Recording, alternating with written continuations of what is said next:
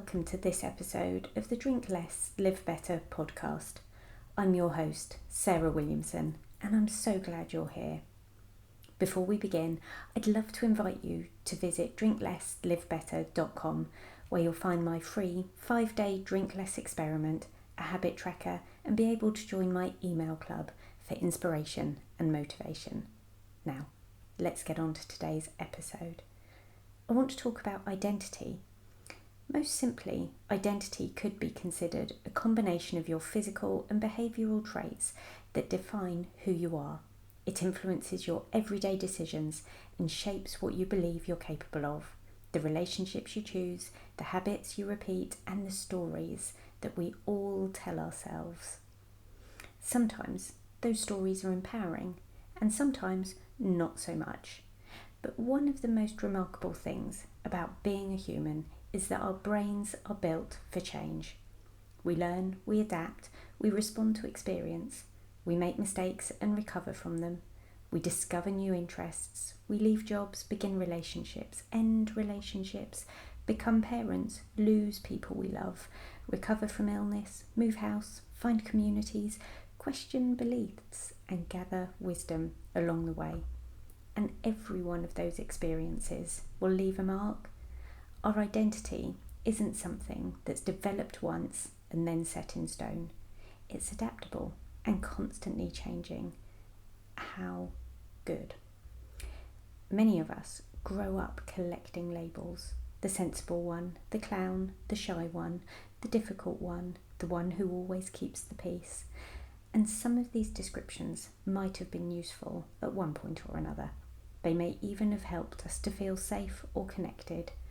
But over time, they can become so familiar that we mistake them for permanent facts rather than snapshots of who we happen to be in that particular season of our life. When someone says, "That's just the way I am," I often wonder whether that is still true today, right now, or whether it's simply a sentence that's been repeated often enough through their life that it feels comfortable. And of course, comfort has a powerful pull. The familiar asks very little of us. Changing identity, even in small ways, can feel surprisingly unsettling and unfamiliar.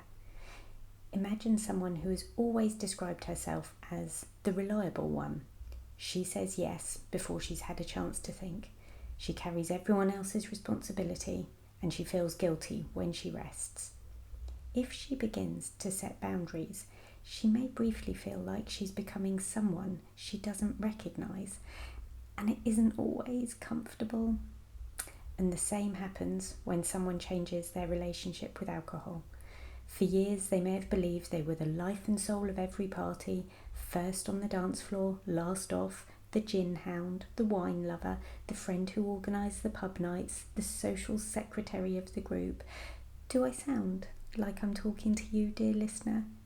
Good, but I'm not. I'm talking to me. It was me. As those habits change, there is often a question quietly waiting in the background. But who am I now? Who will people think I am? And I think we sometimes expect identity to arrive fully formed before we've actually made any life changes. And in reality, identity often catches up after we've made the changes. So you try something different, you repeat it, you notice how it feels, and eventually you realise you're becoming someone who naturally just does that thing. I have seen this many times.